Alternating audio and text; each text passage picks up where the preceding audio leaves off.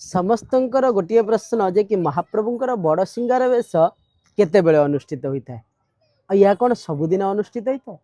हाँ आज्ञा महाप्रभुंकर बड़ सिंगार बेश प्रत्येक दिन नीतिकांति अच्छी बड़ सिंगार बेश शोभा बड़ सिंगार बेश आहे राधाईस महाप्रभुंकर सबुठारु जदि सुंदर सबुठारु रमणीय ताहा हूँ महाप्रभुंकर बड़ सिंगार बेश समस्ते देखा इच्छा करती महाप्रभुंकर से बड़ सिंगार बेश को केतेबेले ना विलंबित रात्र रे महाप्रभुंकर पहुड़ पूर्वर ये दर्शन आपण माने प्राप्ति हेबे।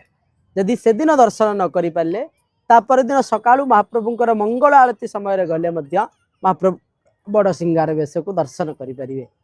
प्रथमे जितेबाला महाप्रभुंकर द्वारपीठा ठारू आरंभ करी शयन पर्यंत जिते नीतिकांति रही महाप्रभुंकर संध्या धूप सरी सारा प्रायतः प्रत्येक दिन नीतिकांति केतेबेले आग पछ हुए प्रायतः देखिए 10टा ରୁ 11टा भितर कि 12टा भितर जदि नीतिकांति ठीक थी विलंबित नथिबो अनेक नीतिकांति जो दिन नथिबो से दिन 10टा 11टा भितर महाप्रभुंकर मध्य बड़ सिंगार हो जाई थाए। यदि आपण आसुचंती पचारिबे एबे कोन चलछि एबे जदि महाप्रभुंकर संध्या आरती सरी जाइथिबो किंबा संध्या धूप सरी जाइथिबो ता भितर देखिबे जे घंटे 2 घंटा भितर महाप्रभुंकर बड़ सिंगार मध्य आपण दर्शन करिकि जाई परिबे। जो कथारे महाप्रभु करपल्ल लगे थांती हृदय पदक लगे थांती नाकचणा नाकुआसी ता सहित अलका मध्य लगे थांती चंद्रिका मध्य लगी थाए विभिन्न पुष्प भंडार रे महाप्रभु सुसज्जित होई महाप्रभु समस्त को दर्शन दे थांती से बड़ सिंगार रे आ ये बड़ सिंगार रे 33 कोटी देवादेवी मध्य आसतांती महाप्रभु को दर्शन करिया पे। रथ उपरे मध्य महाप्रभुंकर बड़ सिंगार हुए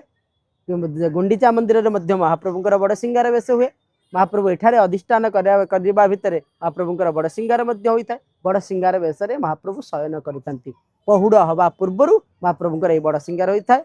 प्रायतः अणसर जेतिक दिन अच्छी महाप्रभुंकर सेतिक दिन बड़ सिंगार दर्शन न होई अन्यान्य महाप्रभुंकर संपूर्ण दिन मानक बड़ सिंगार होता है। यदि आप देखिए ताल नवांक बेश महाप्रभुंकर बड़ सिंगार हो न पद्म बेश महाप्रभुंकर बड़ सिंगार हो न ये भाव में किसी किसी बेश रही महाप्रभुंकर बड़ सिंगार बेश दर्शन न होई बेश मानक महाप्रभु शयन करते। जय जय श्री जगन्नाथ।